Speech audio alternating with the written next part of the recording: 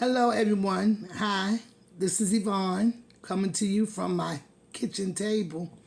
And as promised, I told you all that I was going to go over the guardianship process here in Prince George's County, Maryland. I've been fighting the guardianship battle for my mom for the last going on 4 years come June. And it's been a difficult process. And a lot of things were not done in accordance with the law in this guardianship. And my mother has never had an opportunity to speak on her own behalf or appear in court. My mother, however, is not incompetent. If you look at some of my other videos, you will see me having conversations with her and she talking and expressing herself. However, she is 90 now, and I guess with age, memory loss is normal. So, understanding your loved ones and standing beside your loved ones and helping them when they need you the most is not a time that you should take advantage and then try to take guardianship just to control them and what they have. So I'm going to get started. Right now I have an application in my hand that I'm going to go over with you, and it's about the process. Well, once you decide that you want to apply for guardianship for someone here in Prince George's County, Maryland, I know, and it's probably like this in a lot of other states as well across the U.S. You have to get this packet, and it tells you that everything must be filled out completely. And you also have to have 2 doctors' reports of these 2 doctors saying that the person is incompetent and in need of a guardian. That's the first process. Well, when the person who applied for the guardianship over my mother applied, I contested it from the very beginning. And although the court just disregarded my contestant, they went on with the guardianship in spite of the fact that my mother not being present. I objected to her not being there. And once again, because the judge said, well, there was 2 doctors' reports, then she let that be bond. Not realizing that one of those doctors' reports were filled out by the person who applied daughter's co-worker. So I felt that was a conflict of interest, but however, the judge disregarded everything that I had to say and went on with the process. Okay, the first thing it tells you to do is, on this petition for guardianship of an alleged disabled person, which is Maryland Rule 10-112, okay? And it says this form is to be used where the subject of the petition is an individual, regardless of the individual's age, who has a disability other than a minority. Okay, on this particular application, the petitioner applied for guardianship of the person and the property. Okay, that means the person's physical body and all of their decision making, and the property, which is control over everything that that person owns. Okay, the person went on to sign their name and their age and address and all. Okay, and then they went on to say, on number 1, that the alleged disabled person, which was my mother, Maisie Keller Phillips, who was 86 at the time, and her birth date and her home address, which was in Lanham, Maryland. Okay, she specifically stated that the alleged disabled person does not reside in the county in which this petition is filed, in the place, I'm trying to see, Well, anyway, it states where the alleged disabled person was currently residing. And at that time, if you've been following my story, my mother had been forced out of her home by Adult Protective Services worker and into the hands of my sister. And the way the Adult Protective Services worker got involved is because my mother had me to call them and file a claim for exploitation because of her money being all taken out of her bank account after allowing her now guardian to be on her bank account. That's how Adult Protective Services got involved. They were actually supposed to come and investigate the exploitation to help my mother get her money back. But however, the investigator was a friend of the petitioner here, and things just went a totally different way. Okay? They ask you for the relationship that you are to the alleged disabled person. And then they ask you if the alleged disabled person is a veteran or not. Okay? On page 2, it says to complete section 5 if the petitioner is asking the court to appoint the petitioner as the guardian. Check only one of the following boxes. And this is asking about your criminal history. 1, I have not been convicted of a crime. This is your first box, which was checked. Okay? And then the second box, which was not checked, was I was convicted of such a crime. Namely, now in my case, right now today, if I was to apply for guardianship over my mother, I'm not sure if I would have to check that box or not, because this same person filed a bogus protective order against me and claimed that I abused my mother and wouldn't feed her unless she gave me money or something to that effect. However, I believe she knew the judge in that county where she filed it against me, because she worked with these judges every day, with her job. And so I think the judge more or less just gave her favor because he knew her, because my mother, again, was not present in the courtroom to validate any of the statements that she made, which were all false. However, it's on my record, so that's just something that I'm going to have to work on and trying to get it cleared up. Okay? Number 6, it says complete section 6 if the petitioner is asking the court to appoint an individual other than the petitioner. So that was an NA because the person herself was trying to get the guardianship. Okay? And it goes on and it says check only one of the following boxes. And then they put their name, has not been convicted of a crime listed in Estates and Trusts, Article 11-114. Okay? They didn't, they only had to check one box. So we go on to number 6B, prospective guardian of the property. If the prospective guardian of the property is different from the prospective guardian of the person, then you have to fill that out. So since this person applied for guardianship of the person and the property, they didn't have to fill that out. Okay? Now on number 7, it says, if the alleged disabled person resides with petitioner, then state the name and address of any additional person on whom initial service shall be made. Now, the alleged disabled person did not reside with the petitioner.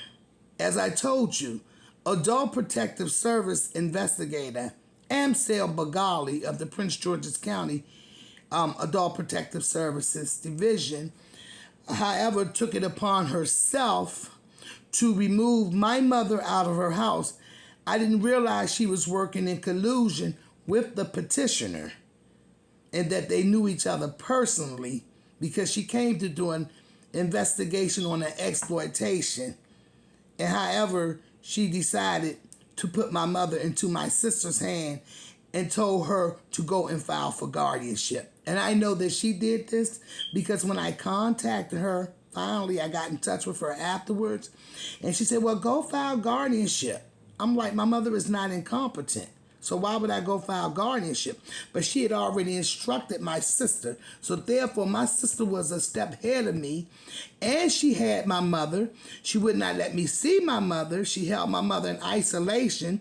She took her to these doctors. She would not let me go with her when she took her to the doctors. So I was really like sitting in a place where I was kind of like at a loss. Okay, let me read the response that was written. Now it says, if the alleged disabled person resides with the petitioner, like I said, she didn't, then state the name and address of any additional person on whom initial service shall be made. Now this is the response.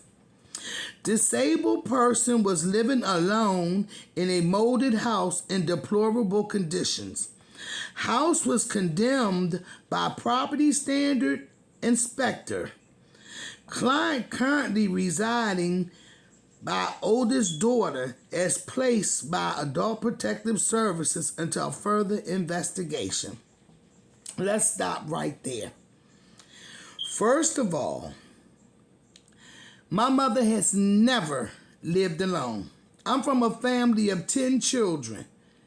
And we had cousins, neighbors, other friends. It was always someone who my mother was taking in. So she has never, ever lived alone. So right here, this is clearly a lie to say that the disabled person was living alone when there were 7 other people living in the house with her at the time, including some children, great-grandchildren, a granddaughter, a grandson, 2 grandsons, and a friend. Okay? We're all living with her at this time. So that is clearly a lie. Okay? And then she said, in a molded house in deplorable conditions. We have never lived in anything deplorable. I've seen deplorable, and I've never lived in anything deplorable. My mother simply would not have it. My mother used to come home from work, and we would see her at the corner, and we would be busting our butts to make sure that house was clean before she got to the door. So, no, my mother didn't play that, and we never had anything deplorable. And then again, let's just say, if you're on the bank account and controlling my mother's money, why would you allow her house to even be deplorable when you're controlling the money? Make that make sense to me. Anyway, so it says the house was condemned by property standard inspector. Well, the property standard inspector said he did not condemn the house. He said that the only violation that the house had that it was up to the landlord or the owner to fix was that it was one of the granddaughters and her children were sleeping in one of the rooms in the basement, and it didn't have a second exit point because bars was on the window, so it had to have 2 points of digress. And also because I believe my mother had one of those padlocks on her door where you lock the door from the inside. So that was a fire hazard, because if a fire broke out and you didn't have that key in the door, you're going to get stuck inside. And I understand that. And I used to tell my mother that was a fire hazard. And also I think maybe the smoke detector or something needed a battery. Now this is with the housing inspector, well, the DPI, which is the Department of Inspections here in Prince George's County. And this is what he said was the only violations. And it was totally up to the landlord to get it fixed because she was the homeowner. Okay? But if something was to happen and the insurance didn't want to pay and they found that out, then they wouldn't have to pay to cover those things that might have happened as a result of those violations. Now, he did tell me that they do not inspect mold. I was told by DPI that To inspect mold and all the different strands of mold, it's too expensive to get the equipment. So they have no way of inspecting mold. So clearly, when you see the house was condemned by property standard inspector, she surely worked out of her realm. She worked out of SOP. She had no authority to even make such a statement, but she did. Okay, and the client currently residing by our oldest daughter.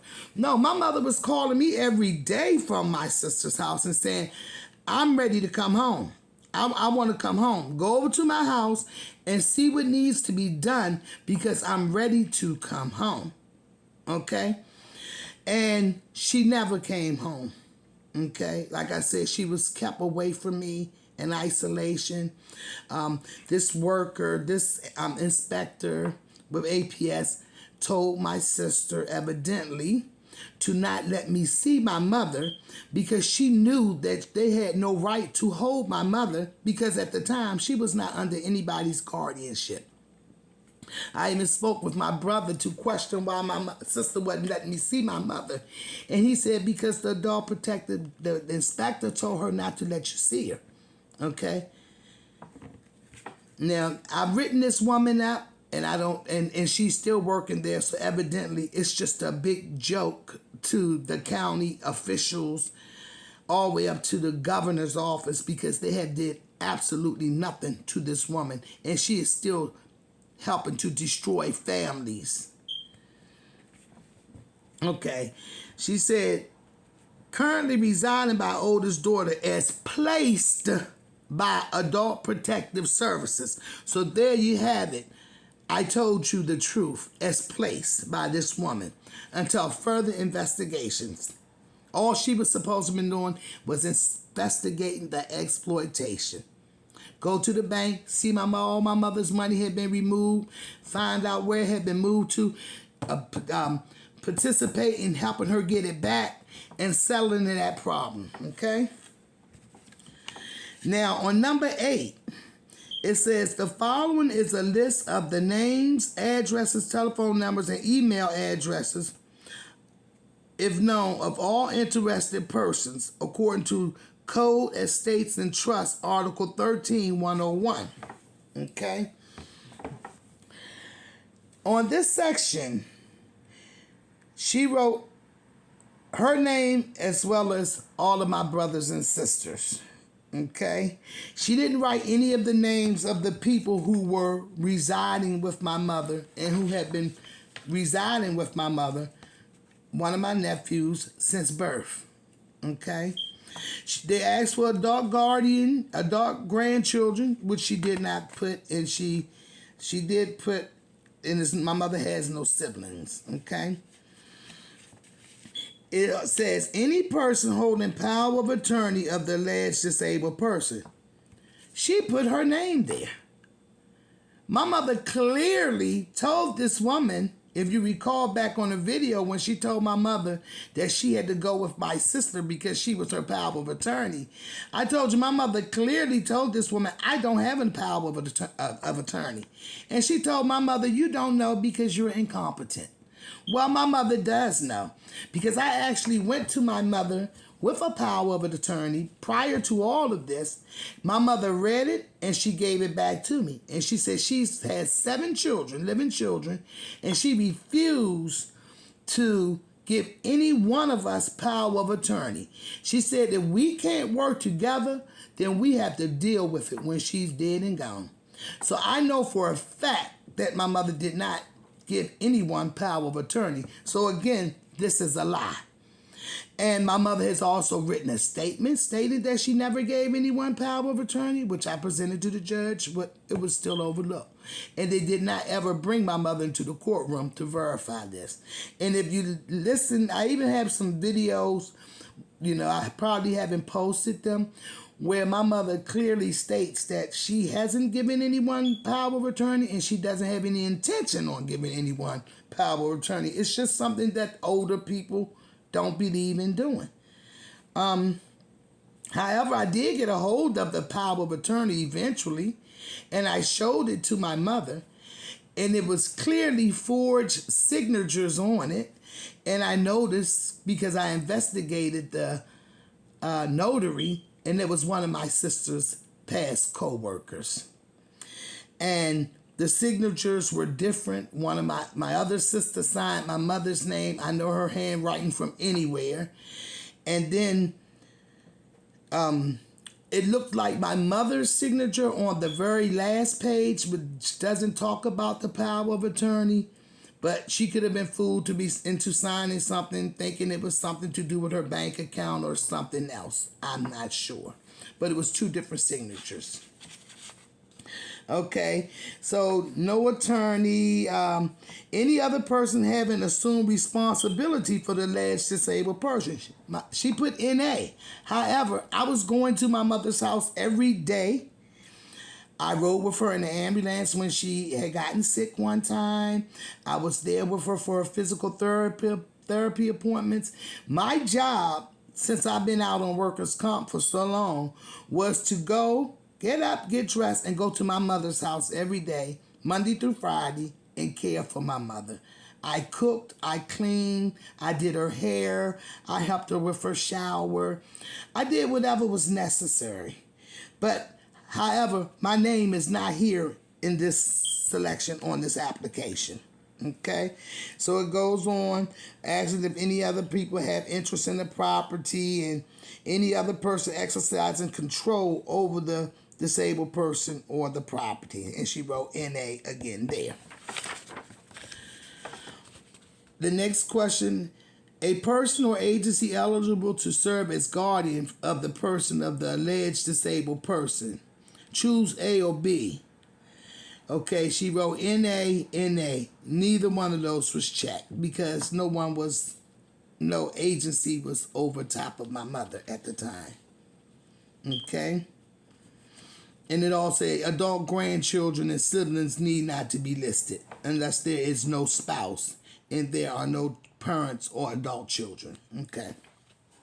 Now, on question number 9, it says the name and addresses of the persons with whom the alleged disabled person resides or has resided over the past years and the approximate date of the alleged disabled person's resident with each person are as follows. Now, like I told you, my mother's home was like the house that anyone who was put out or was homeless, within reason, and we had a connection to, my mother would take them in. And at the time, my mother had my oldest daughter and her 3 children were living in the basement temporarily.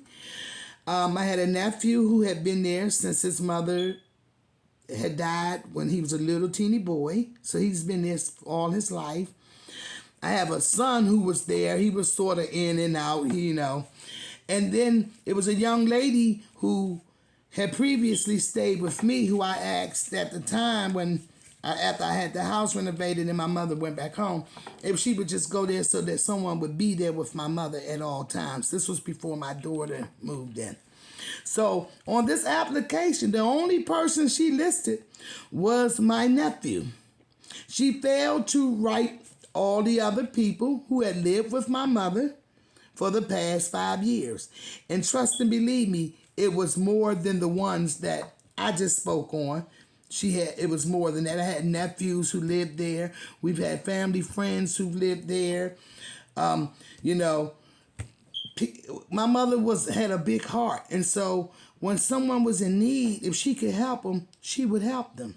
Even if it meant giving them a place to lay their head and giving them a hot meal. That's who she was.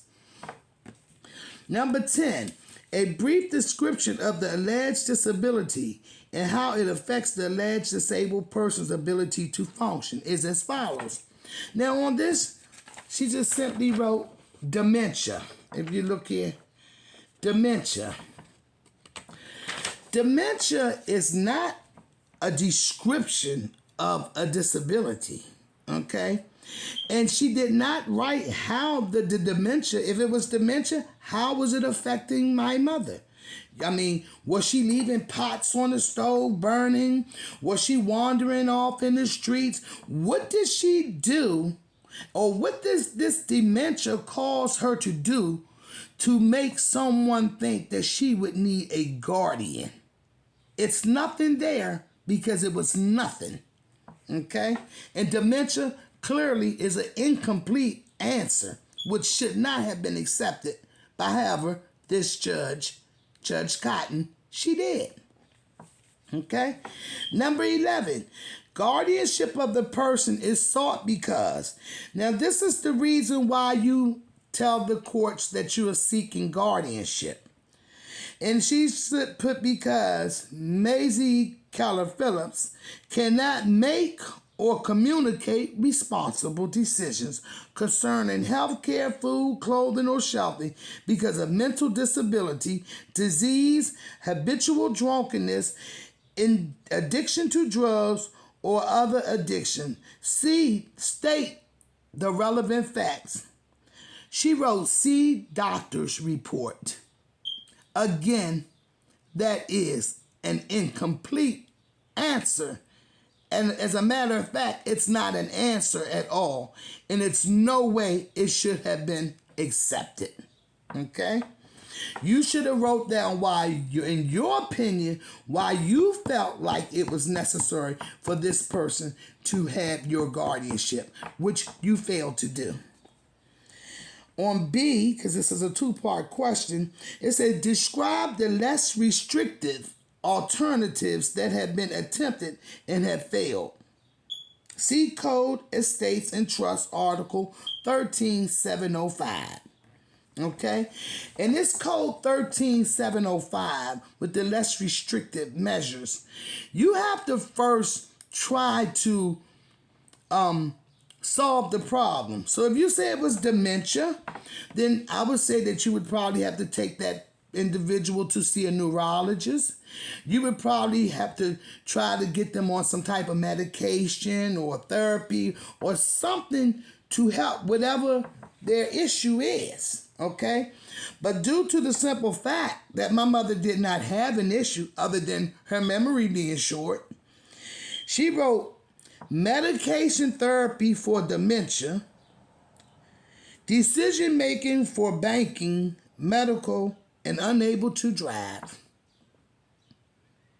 My mother was not taking dementia medication. My mother has never believed in taking medication and prescription drugs. I was raised up on natural remedies and natural herbs and vitamins, and that is what my mother has always been a firm believer in. So for her to lie again and say that my mother was on medication for dementia, it was clearly a lie. And decision making, my mother didn't need her help in making decisions. My mother clearly told her prior to all of this, when she said, well, I'm going to retire and I'm going to take you up to my house and take care of you. My mother very boldly said, and it was witnesses in the room, don't retire to take care of me. I could take care of myself. I got my own house and I got my own money. If you don't want to come and see and check on me, then you go on and do what you got to do. But I'm not leaving my house. So she know my mother did not want to leave her house. My mother's home was in reverse mortgage. She said she put in reverse mortgage because she was going to have a place till the day she died of her own. Okay? And all of this has been changed. Okay? And then she said, and unable to drive. My mother was able to drive. I'm the one who said, Ma, you don't need driving no more. And I said it to my brothers and sisters. And that was because my mother used to come to my house every day, when she was really driving. And one day she got lost and she was in Bowie, Maryland.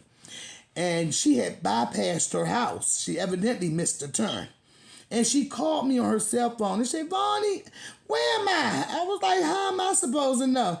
She said, well, this sign says such and such and such and such. I said, you in Bowie. You must have passed your turn. I said, you need to turn around and come back, and I kind of like directed her as we was talking on the phone, but that was like one of the first warning signs of my mother's memory going bad. Okay? Moving right along on question number 12. It said guardianship of the property is sought because, then my mother's name is there, cannot manage property and affairs effectively because of physical or mental disability, disease, habitual drunkenness, addiction to drugs or other addictions, imprisonment, compulsory hospitalization, detention by a foreign power, or disappearance. State the relevant facts. Again, if you notice, the answer is just dementia. Okay? Dementia is not stating relevant facts. It's not telling me anything. Dementia, I know people who has dementia that comes and go. And because you have dementia does not mean that you cannot make a decision. So, again, this is an incomplete answer. And again, the judge accepted it. Okay? B, it said describe less restrictive alternatives that have been attempted and have failed in accordance to Code Estates and Trust Articles 13-201. The answer is blank. So therefore, no less restrictive measures were ever attempted, no less restrictive measures failed, no less restrictive measures were even tried. So therefore, again, the judge should not have accepted this without this question being answered. It's a very important question because sometimes people might go through something, but through a little bit of therapy or medication, it can be reversed. I spoke with a neurologist and I was taking my mother to a neurologist, one of the best in this DMV area, Dr. David Moore. Okay? And my sister found out that I was taking my mother and she stopped. She sent them a cease and desist and told them they violating the HIPAA, blah, blah, blah, blah, blah, blah, blah. And she failed to let them properly diagnose my mother. Yet she has never taken my mother to a neurologist. But yet you're claiming she has a mental illness. A neurologist deals with the brain. If you're saying she has dementia, that deals with your brain. So why aren't you taking her to a specialist? And why did you refuse to let me have her treated and have her complete her treatment through the specialist? I mean, it sounds a little fishy because it really is. Number 13, if this petition for guardianship of the property is for guardianship of the property, the following is the list of all the property in which the legislative person has any interest, including an absolute interest, a joint interest, or an interest less than absolute. She wrote N.A. However, I believe she should have maybe wrote my mother's house, my mother's car, the things that my mother owned. Okay, but again, she wrote N.A.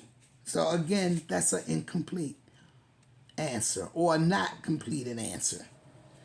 14, the petitioner's interest in the property of the alleged disabled person listed in 13 is, and she wrote her name, is interested personal property to secure my mother's estate.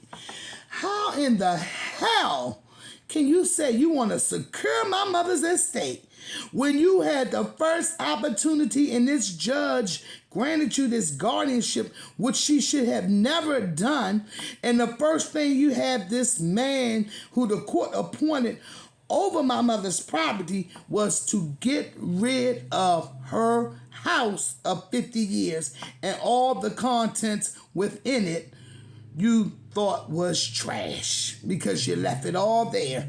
And had I not went there and at least got the furniture that my mother had just purchased, brand new furniture, if I had not went there and got my mother's mink coats and some of her sentimental items, everything would have been trash. But right here, you clearly lied and said you wanted to secure your mother's estate. Hogwash. Yet the judge went for it. Number 15, if a guardian or conservator has been appointed for the alleged disabled person in another proceeding, the name and address of the guardian or conservator in the court that appointed. Okay, so that's an NA because none of that had ever been done. All other proceedings regarding the alleged disabled person are as follows. Again, that's an NA, which I understand because it didn't apply to my mother. Now on number 17, all exhibits required by the instructions below are attached. Wherefore, petitioner requests that this court issue an order to direct all interested persons to show cause why a guardian of the person and property of the alleged disabled person should not be appointed. I filed a statement to contest this guardianship. Again, it was totally ignored and overlooked by the judge. Okay? The statements that I told the judge, the things that I said in reference to what my mother wanted me to relay to the judge, some might say it's hearsay, but that's all we had to go on. Okay? And my mother clearly told me that I could speak for myself. You know? And so, hey, I contested it, but nothing happened.